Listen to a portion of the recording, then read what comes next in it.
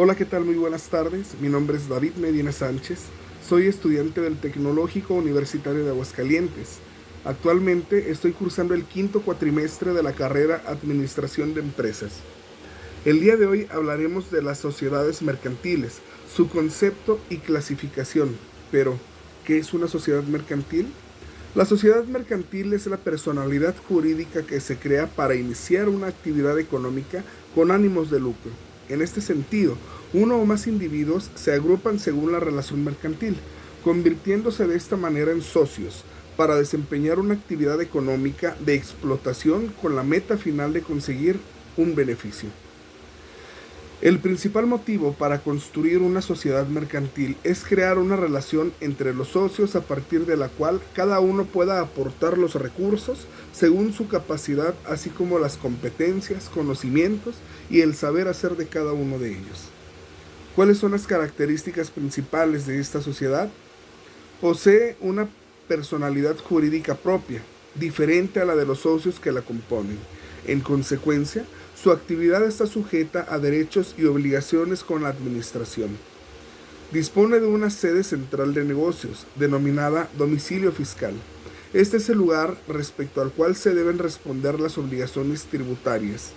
Asimismo, la sociedad podrá tener sedes adjuntas, por ejemplo, en otra ciudad o en otro país, llamadas sucursales. Se les distingue mediante una denominación o razón social, que simplemente es el nombre oficial de la empresa. Debe ser inscrita en los registros correspondientes mediante escritura pública. A continuación, hablaremos de la definición de la sociedad anónima. ¿Qué es una sociedad anónima? Una sociedad anónima, también conocida por su abreviatura SA, es un tipo de sociedad mercantil en el que la responsabilidad de los socios se limita al capital que han aportado. La sociedad anónima, en el más claro ejemplo de sociedad capitalista en el mundo empresarial y económico, como principal virtud poseen que permiten canalizar pequeños volúmenes de capital que pueden llegar a desarrollar posteriormente grandes inversiones productivas.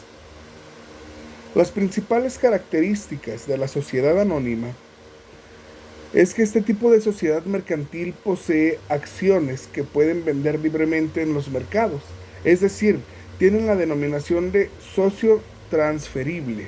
Por otra parte, los accionistas de una sociedad anónima suelen reunirse cada cierto tiempo en una junta de accionistas, lugar en el que son tomadas y discutidas las medidas y decisiones que trascienden y que cada uno siendo fundamentalmente en la vida de la empresa.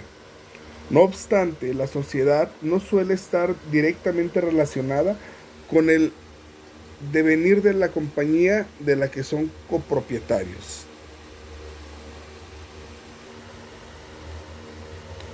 Una de las claves del éxito y expansión de la sociedad anónima a nivel global es que mejoran la finalización de la empresa al contar con participaciones pequeñas en la mayoría de los casos, lo que hace que éstas sean fáciles de colocar y comercializar en el mercado.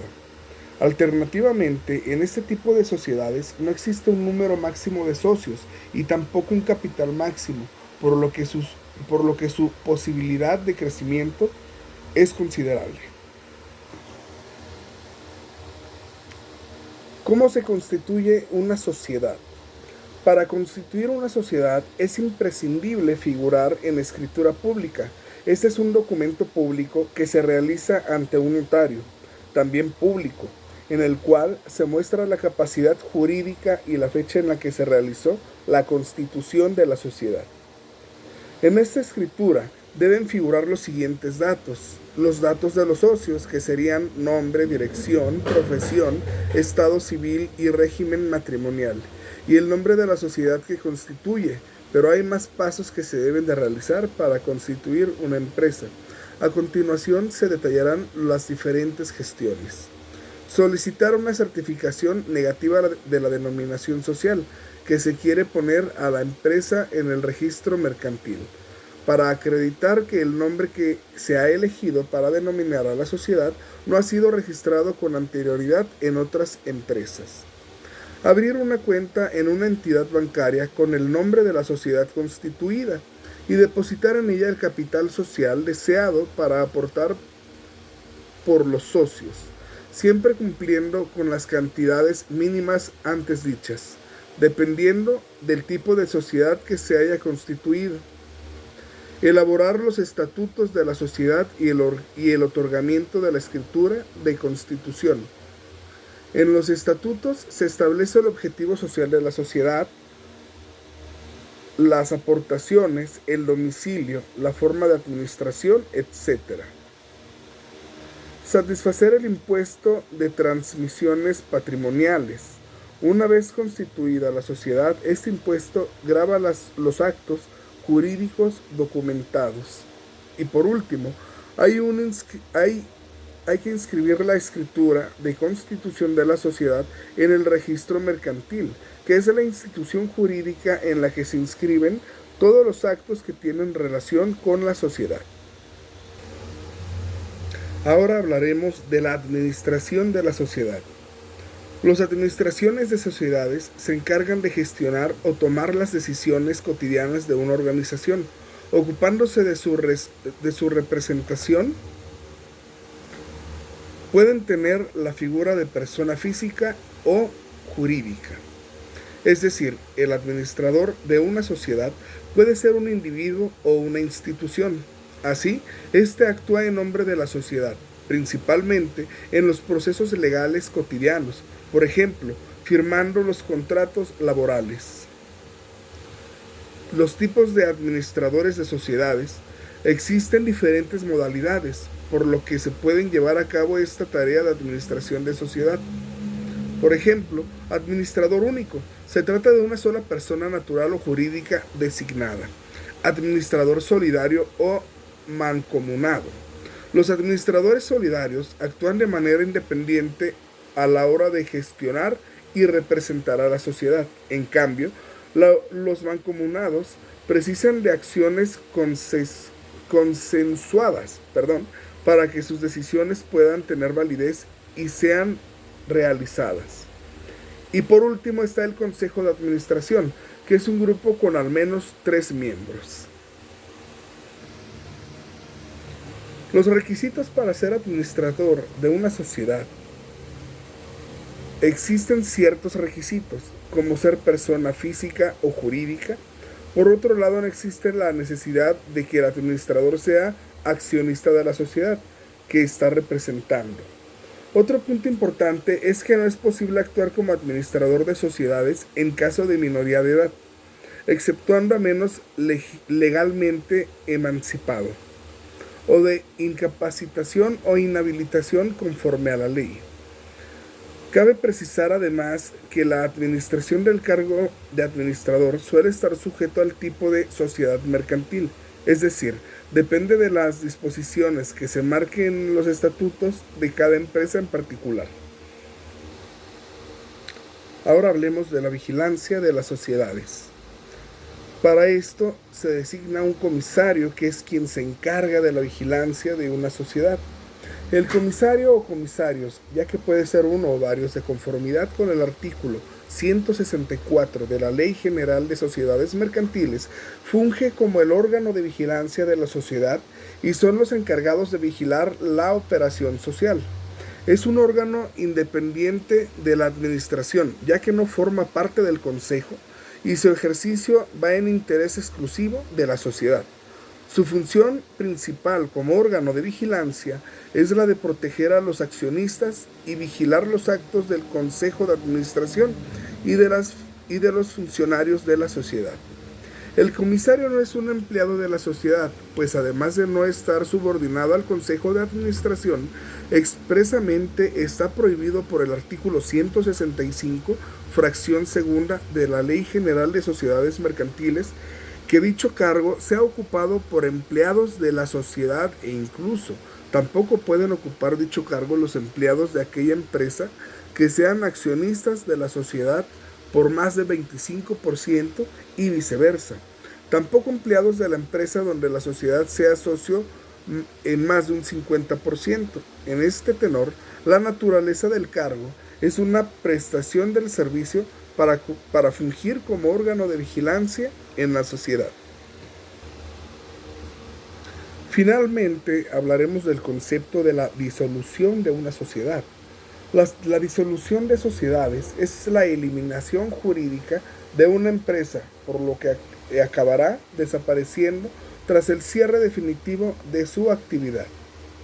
Es decir, si bien podemos dar de baja nuestra empresa en el registro mercantil, debemos seguir con su actividad normal hasta que finalice las fases de liquidación y extracción definitiva de la sociedad.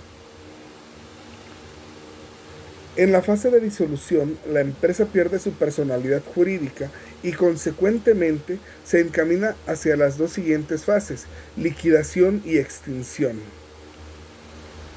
Algunos de los motivos de la disolución de sociedades podrían ser que la sociedad decide tomar la decisión de dar punto y final a su actividad por el cese de actividad ordinaria, imposibilidad de funcionamiento correcto, quiebra contable, es decir, dificultad para mantener un valor del patrimonio neto mínimo según la ley. Quiebra económica, es decir, pérdida sostenida en el tiempo. Incumplimiento de otras condiciones según la ley o estatutos de la propiedad y de la sociedad.